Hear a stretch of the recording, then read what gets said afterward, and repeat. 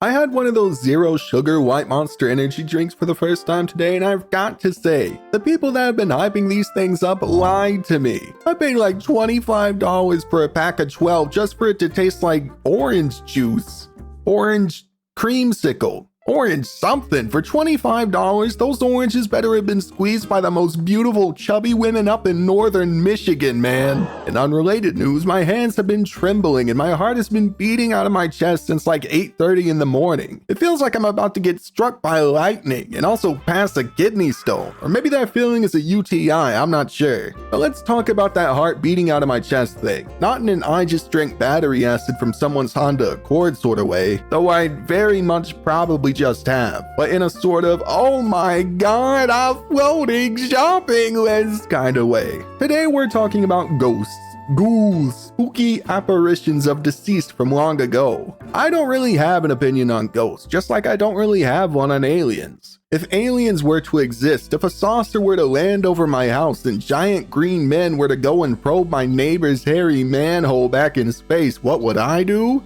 What would I do? Absolutely nothing. I'm minding my business, man, taking myself back to bed. After, of course, I peek out of the blinds and be nosy. And the same thing applies to ghosts. I don't really believe in otherworldly figures, and I don't think I would ever be haunted per se, because everyone I've ever cared about ends up leaving me anyway. And I'm also not stomping around on Native American burial grounds. I wouldn't end up in a situation involving ghosts to begin with. If you've ever watched your favorite YouTubers or streamers play indie horror games, you know that spooky occurrences happen quite often in them. Why are you investigating a haunted house or going to an abandoned building in the middle of nowhere? I would be digging in my butt long before I click on that flashlight. What if for some unknown reason, on a random day at a random time, seemingly by chance, you started seeing dead people? And not only that, but they can see you too.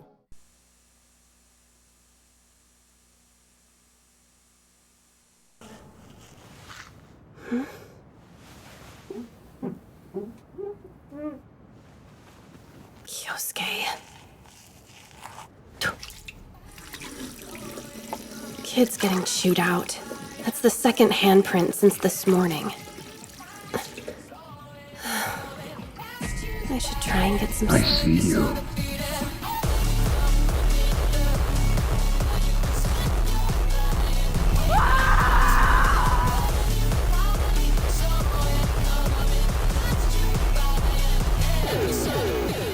Miko is a sleep-deprived and mostly reserved horror show-obsessed high schooler, and the only thing keeping her down here on Earth is Anna, her opposite in most regards. She's the light of every room she finds herself in, and for better or for worse, she doesn't have a brain. Like at all. God bless her little heart. I think if you knocked on that poor girl's big forehead, you would hear an echo. But while Hana would gladly come to her best friend with all of her problems, Miko is again really reluctant to open up. Today has been weird, for many reasons known only to our brooding emo girly. She keeps seeing things out of the corners of her eyes, and it feels as though something is really watching her. And in true horror movie fashion, at the end of the day, when everyone has already gone home, Miko realizes her favorite charm is missing. Mireuko-Chan is a really unique anime that I didn't expect to captivate me like it did. Everything from the animation to the voice acting to the cool little references to other horror media make this series feel like a love letter to the genre. The first episode essentially plays out like a horror movie. It's all build-up and tension that seems to spike once Miko enters this school at night. Shapes and shadows move behind her. She flicks the lights to her classroom on, then off, then on again. And the whole time you're expecting a jump scare, you're expecting something to happen,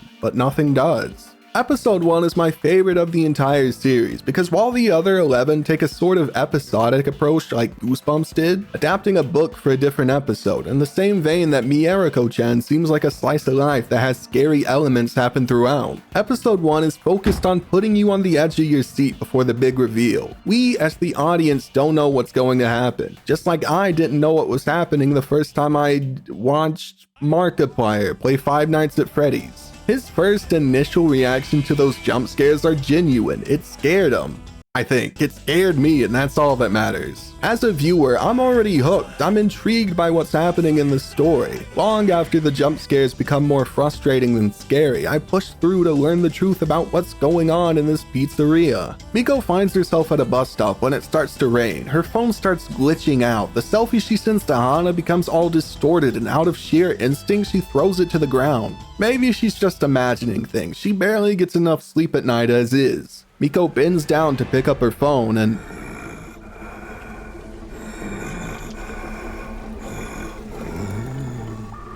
Can you see me? Hey, can you see me? I was joking at the beginning when I said I would mind my business if anything scary happened to me. If a creepy little girl started crawling through my TV, if a ghost started flickering my lights on and off, I am out of there, man. I am moving. I am running full sprint for my life. My evolutionary instincts gave me the abilities of fight and flight, and I am a cowardly fish. I ain't no salmon, man. You won't catch me upstream with no grizzly bears up on BBC. But you expect her to run, to scream, to fight back, to do anything. Instead, Miko does probably the most realistic thing you would do when face to face with a paranormal entity, and that is leaving brown stains on her all over print panties. Have you seen that video of the dog with its eyes closed and there's a song playing in the background? That is what Miko does the entire show, and it is the funniest thing ever. She could stand in front of the scariest, most diabolical apparition ever conceived, and she will swallow that lump in her throat and pretend it isn't there. Is she scared? Oh, absolutely. She's on the verge of tears nearly every episode. But being in such a terrifying situation while also being such an introverted character that never opens up creates this interesting clash of emotions she goes through. She never tells Hana that she suddenly started seeing ghosts. Hana never finds out, even accidentally. Miko can see ghosts. She can see dead people, monsters, manifestations of guilt or death or something. You tune into this show expecting the mystery to be unraveled with time. Why can Miko suddenly see ghosts? What are they? Some ghosts are serial killers and others are just family members that can't move on. But we never get those answers. I swear to you, early on in the series, Miko and Hana meet this old woman who is set up to be someone of great importance. She has some weird connection to the spirit realm, and with a bracelet, Miko hopes to quell the spiritual presence she has, this curse causing spirits to flock to her. She puts on the bracelet, it snaps into a million pieces, and the old lady retires. We never see her again after this episode. She closes down her shop and goes back to the countryside. I better keep myself at home where I'm finished. I was just playing around selling fake bracelets. That girl actually is cursed. She is not beating the fraud allegations, dude. With no way to stop the spirits from haunting Miko's every moment, with no one else aware of the constant danger she's in, it starts to affect her. It affects her mental health and her everyday life. She sees her own deceased father waving goodbye as she heads to school. She sees her best friend getting molested by a perverted, handsy demon that Hana can't see or feel. In classrooms, in the bathroom, in public, and she cannot do anything about it. The only barrier between Miko and losing her mind to insanity is one question the apparitions continue to ask her over and over again. Can you see me?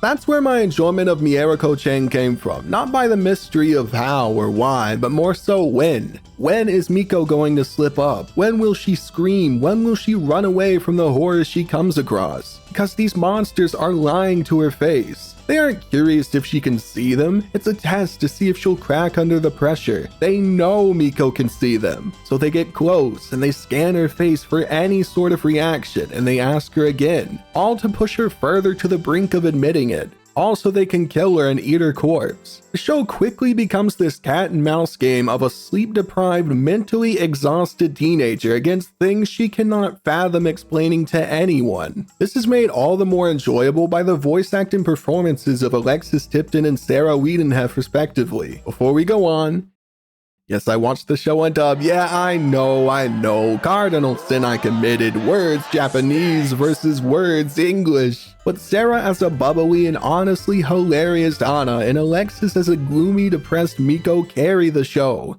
None of my other pictures have gotten anywhere near this many likes. I'm getting all warm and fuzzy. but it made me think. Maybe I've had a hidden talent for photography this whole time! What? Ta-da! Check it out! I got an instant camera! The kind that prints your pictures! I could be a modern-day Annie Leibovitz with this thing! Can't you see it? Me and my Polaroid? Online gallery show! Please, no. I don't think I would have finished all 12 episodes if not for them. They sound like they're having fun in that recording booth, and it shines through in every episode. When the credits rolled and it was all over, I found myself wishing for a season 2. Not just so these plot points could be solved, but also so I could see these two on my screen again. Even Hana's character, which to me is the worst part of this show by far next to the fan service itself, is elevated by Sarah Wiedenheft's performance. Hana's entire personality can be summed up with her 3 and only 3 personality traits: hungry, dumb, and big boobs. That sounds ridiculous, dude. I don't want to watch that. Get that off my screen. But somehow it works. What should be one of the reasons to drop a show became the reason I finished it. On paper, Hana is an annoying one-dimensional character that was made just for the fan service, but whenever she's on screen, I find myself enjoying her presence. Which is something I can't say about Miko. That poor girl is suffering. Somebody help her. Throw in the towel, Rev. Do something. At least I can understand why James Sunderland was in Silent Hill. At least I can fathom being trapped in a loop of agony and self-loathing manifested. What did Miko do? She could be brushing her teeth and see the devil from the Bible standing behind her in the mirror. Why is there a businessman in her house anyway? What cruel punishment from God is this? They got a 15-year-old fighting serial killers on her day off from school. What is going on in Japan, man? Forget a season 2. I'm afraid they're gonna put Miko on a train headed straight for Shibuya Station.